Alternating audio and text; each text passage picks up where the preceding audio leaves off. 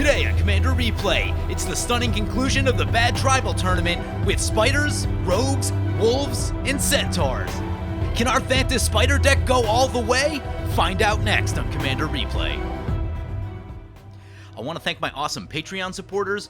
We have a new legendary Angel tier Patreon supporter, and that is Zach Croto, and one returning Patreon supporter in Fenrir Unbound. You guys are awesome.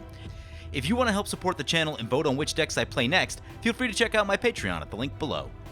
And be sure to check out my GoFundMe for GP Vegas, where I offer rewards like deck reviews or having your deck made into a video. Links to the GoFundMe and the video describing the details will be in the description below.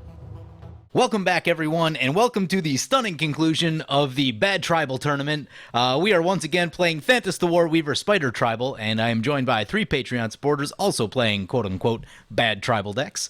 Take a look at this opening hand. It's okay. It's got a Cultivate that gets us some ramp. There's no removal. There is a Lurking Predators. There's a Vigor, which is really strong. No card draw per se. Lurking Predators is card advantage, but doesn't get us into board wipes, but I think we'll try it. I do like the Cultivate. You know, if we can hit even 1 or 2 things with the Lurking Predators, that should put us in pretty good shape, so yeah, we'll see how all this goes. Hopefully Tulsimir can keep some of the aggro from our opponents in check, but we'll see. Ooh, we going last? Oof. Going last is not good. Going last is not good. Brings it back to our turn. We draw a giant spider. We've got the Amonkhet art for it. We'll play the forest and pass like that. So taking a look at what our opponents are playing. First up, Maru Powell is piloting Sig River Cutthroat, and I believe this is Merfolk Tribal.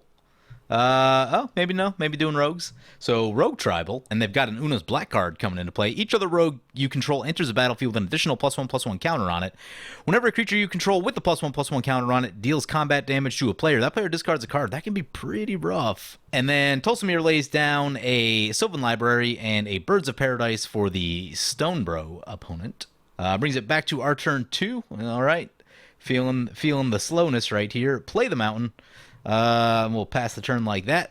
Continuing on our opponents, next up we have GVR piloting Tulsimir, Friend to Wolves, going to be Wolf Tribal. And like I mentioned earlier, I hope that they can get their commander down there and just start fighting some of the aggro that I think is going to be showing up from our opponents, because we are going to be a bit slow to the punch, I think.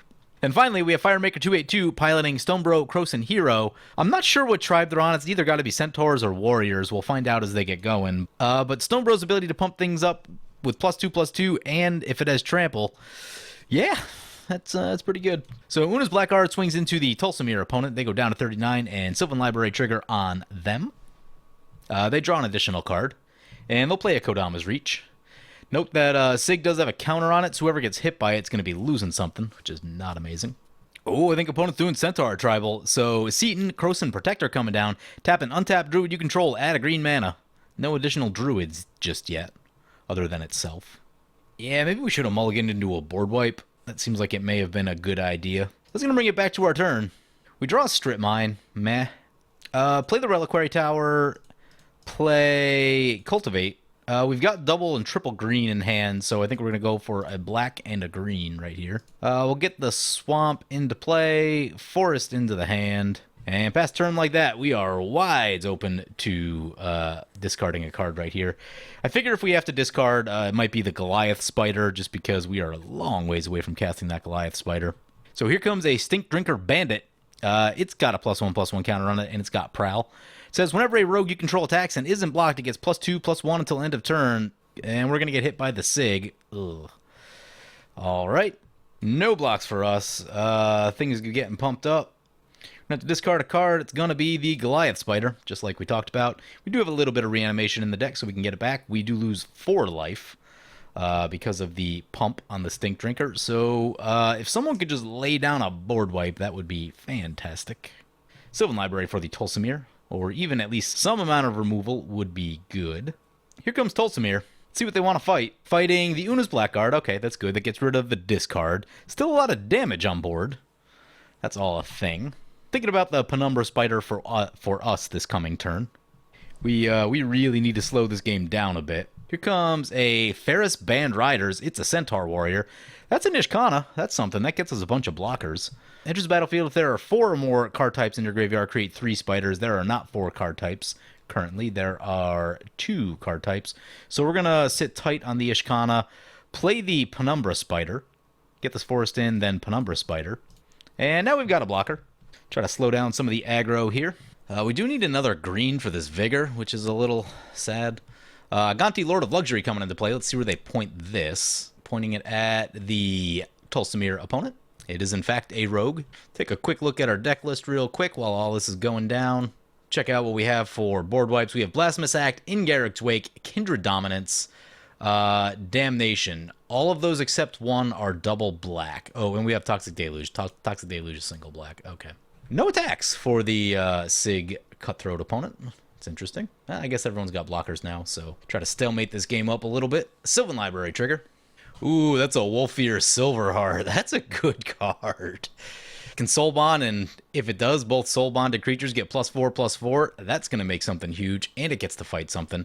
Gonna fight this Ferris Band Raiders. Okay.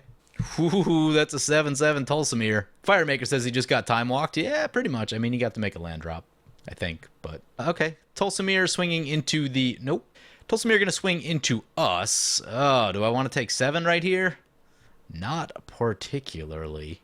I know we get a token back if we block. That's commander damage. Yeah, because we get a token back, we should definitely block right here. It's commander damage, so, you know. Yeah. Oop, and I think because opponent drew with the library, they get an extra card. I think that's what happened. So if we draw a forest off the top, we're going to go for Vigor. If we don't, I think it's going to be Lurking Predators. Centaur Rootcaster coming into play. When it deals combat damage to a player, you may search your library for a basic land card and put it on the battlefield tapped. If you do, shuffle your library. It's not a bad card. Maybe a little overcosted for 4 mana, probably, but the ability itself is reasonable, just that casting cost is a bit much, though. And then a Farika's Disciple, 2/3, Death Touch, and Renown. Oh boy, yep, people flooding the board. We draw No Mercy, do not have the black for it, so I guess that means we are on Lurking Predators. I did think about the fact that maybe we should have gone for double black with the Cultivate. We're going to try this Lurking Predators. I really hope to hit at least one creature right here. We really need another blocker. I'm just going to go stay put right here. Our chances aren't like that amazing, honestly. It's going to be about 1 in 5. Whew, opponent's going to go for the throat on the Wolfear Silverheart. We've got a Taiga on top. We can put it to the bottom, but I'm actually going to keep it on top for the Vigor. Actually, no. Oh, that's tricky. I want the mana, but, like, here comes a Marsh Flitter. Yeah. Yeah, maybe I should have put it to the bottom. All right, we're going to have to try to, like, loot our way into some creatures here. Yeah, put it to the bottom. Waste of a trigger right there. Marsh Flitter comes in. Going to get some tokens. Really use like a Bayou. You turn on No Mercy and Vigor. So far, our lonely 2/4 spider token holding down the fort. Opponent's going to Enlighten Tutor. Land. Alright. Land to the bottom. Eventually, we're going to hit a spider here. Opponent gets Aura Shards. Alright, well, we really need to hit. We really, really need to hit. We could hit 2 with the Aura Shards and whatever creature they're going to try to cast. Lurking Predator triggers. Come on, we need a creature. It's a forest. Put it to the bottom. Is that 3 lands in a row? At least we're getting past the lands. Here comes Silver Fur Partisan. Must Warp Bridge. 4 lands in a row. Wow. Wow, are you kidding me? Yep, Aura Shards onto the Lurking Predators. Lurking Predators down. And that Aura Shards is a big problem for us because this deck relies on enchantments to generate value. So that is a major issue. That puts 3 card types into our graveyard. I am not opposed to strip mining, let's say, like a Plains to get a 4th and then get Ishkana into play. No attacks, thankfully. Here comes Stonebro.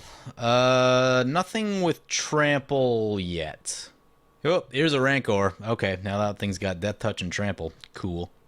Yep, Fire's going to swing our way. Of course, it's going to get Trample. It's a 6/5. I'm just going to take this because of the Trample. It'll get Renown. Toxic Deluge right here would be really good. Sig will get to draw a card. We draw the black that we needed, but that's 5 lands in a row that we've hit, so, like, that's a big issue. Play the Blood Crypt. Aura Shards will just shoot the No Mercy. That's not ideal. I'm going to shoot this. I know fire is just going to focus us relentlessly, so I'm just going to shoot this Sheltered Thicket. Get our 4th land type into, or get our 4th card type into the graveyard for Delirium. So we get Ishkana into play, and we get some spider tokens. And we'll pass turn like that. Here comes an Aetherborn Marauder. Flying, lifelink. Enters the battlefield. Move any number of +1/+1 counters from other permanents to it. Well, we've got Reach. Reach is good against flying. That's a Zulaport Cutthroat. That's a rogue. That's a really good rogue. Crown of Doom would be interesting right here. We could take some incentive off of people attacking us, although it still dies to the Aura Shards. How many actual answers do we have for Aura Shards? Decimate is 1. Hull Breach is 2. Not many. The answer looks like not many. I'm going to send a Marsh Flitter into the Wolves. Sure. They sack a token to make it 3/3, and that'll trigger the Zulaport. Zulaport is each opponent loses 1 life and they gain 1 life. Yep. Sig gets to draw another card. Sylvan Library trigger for the Wolves opponent. Opponent's going to cultivate. Sure.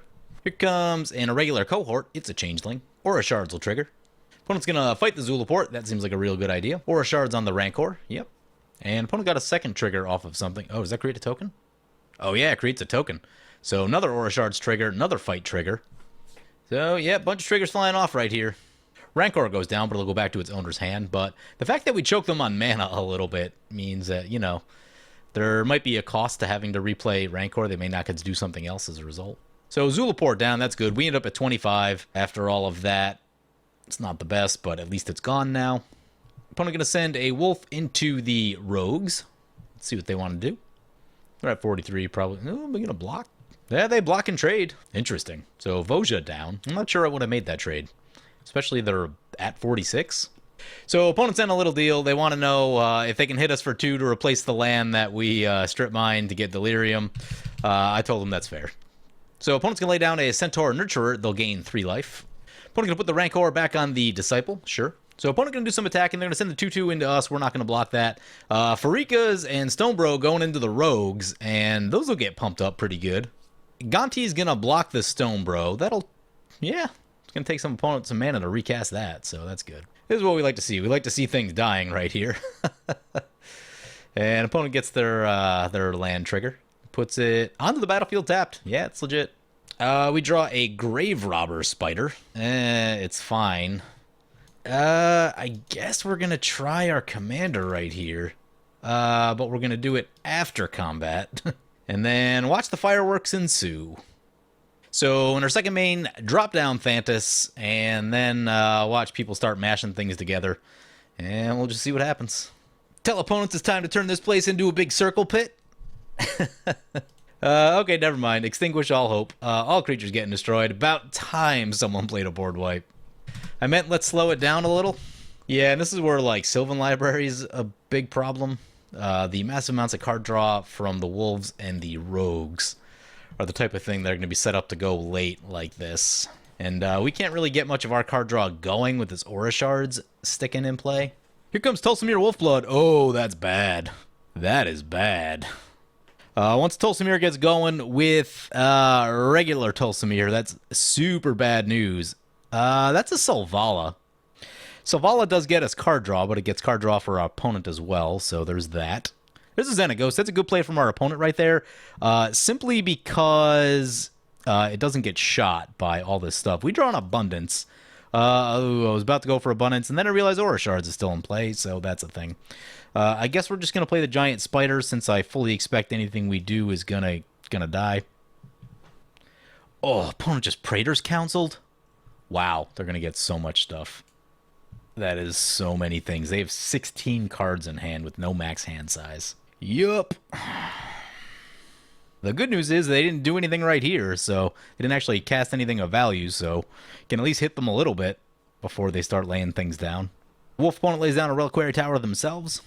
Here comes a Collective Blessing from our opponent. Okay, so Wolf's going to be getting huge. That sort of makes a problem of, like, they have a lot of enchantments and we can only kill a few of them. We don't even have the cards to do it. Ooh, opponent just Hunter's Insight. So they're going to get to draw 6 or 7 cards. I didn't see what they put it on. We have a card advantage issue right now. So Rogue's taking a big hit, dropping all the way down to 23. They got their Extinguish Hopes back, so I'm kind of just expecting to see that. Fanatic of Xenagos, huh? Enters the battlefield. If tribute is paid, it gets +1/+1 until haste. Rancor on the Fanatic. It does have haste. Ooh, that's going to get the Xenagos trigger. Oh, it's huge. It is huge. It's got 12 power. Opponent can do some damage. Where do they want to point it? Into the rogues. Okay. Ooh, we draw Heroic Intervention. We don't have triple green. If we had triple green, I would go for Abundance, but because we don't, is there any point to try to get No Mercy down? While Aura Shards, no, I don't think there is. So let's just get the Grave Robber Spider. So yeah, I'm going to play the Grave Robber Spider right here. And we can actually pump that up a little bit. It's 3 creatures in graveyard currently. I think we need to shift focus over to the Wolves. And can't do much else, just got to sit on the Heroic Intervention. Question is, do I give up the creatures if Extinguish All Hopes comes down? And I'm not sure. It's probably worth having them, honestly. Yeah, here comes Extinguish. So we just Heroic Intervention. Is it the best Heroic Intervention I've ever seen? Not really. But I don't think we can afford to lose more creatures right now. All of our card draw mechanisms really rely on us having creatures or our enchantments or artifacts. So, those are pretty much turned off with Aura Shards. I just don't think we can lose more creatures right now. Opponent passes with 4 blue mana open. That's interesting. Not sure if they tapped in correctly or what. They definitely should have had something they could have recast. The bad news is that Selvala is gone, and we didn't get to get any additional card draw with it. Here comes Tulsimir back to play. Yep. And opponent's going to rewind that. Okay. No Tulsimir. Yeah, opponent talked about the tempo loss. That is a big one. I believe that was a 7-mana Tulsimir. Opponent gets to untap 4 lands, so they still got more instant speed interaction, potentially. There's a Nature's Lore. Okay. Opponent just going to ramp more. That's not a blocker. We can get in for a little bit of damage. Especially if Xenagos has a creature. Or if Centaurs have a creature. With that Xenagos, that can be a lot of damage. Opponent's going to cast a Jolreal Centaur. Oh, it's got Shroud. It doesn't get the Xenagos ability. There's a Sky Shroud claim. That's actually useful. Play the Sky Shroud claim. So we definitely need some black. Let's get Bayou. And I guess, how much red do we have? We have a little bit of red. Bayou and Taiga seem like good choices. It gives us 4 open mana. I mean, anything we do still just gets shot. So I'm thinking just pump the Grave Spider. So let's go to combat. We're going to pump the Spider. Opponent's going to respond. Let's see what they've got. They're going to Swords on our Grave Robber Spider. I mean, I guess if you gotta. Sadly, we don't gain the extra life. We only gain 2 life back, but we will ding them for 2. I mean, that's a Swords that doesn't come down on something that probably actually matters, so I guess I can't be too upset about it. We do lose a little bit of tempo, a little bit of creature right there, but we lose some damage, which I kind of did want to get on the Tulsimir opponent. Because if we could get their life total nice and low right there, then, both them and Sig are kind of going to be at odds with all the cards they've been drawing. That's obviously the biggest issue with the 2 is that, they've both been above 7 cards for the last turn and a half. So it's just a lot of card advantage to have to try and stop. Yeah, I mean, I guess that Swords now doesn't shoot our Vigor, so that's like a pretty big deal. Here comes the Marsh Flitter. Yup. They all going to get counters on them. We are just like in the wrong spot on the turn order right here. Here comes Zulaport Cutthroat. Ooh, yep. Opponent gets another Sylvan Library trigger, and yeah, that's kind of why I was hoping to get in there. Just like, if you put enough damage on someone, then they'll stop drawing extra with Sylvan Library. I don't know that they draw extra with, 10 or 11 cards already in hand. They've got the Reliquary Tower, though, but yeah, I'd feel better if we got in that extra 5 damage right there, because then they'd be into the teens, be in a pretty close range of everyone else at that point. Here comes Tulsimir back to play. It's a 6/6. Whoo, that's so big. That's so big. Gonna try to destroy the Xenagos. Doesn't work like that. It is indestructible. It forces you to choose a target. Voja is gonna come into play.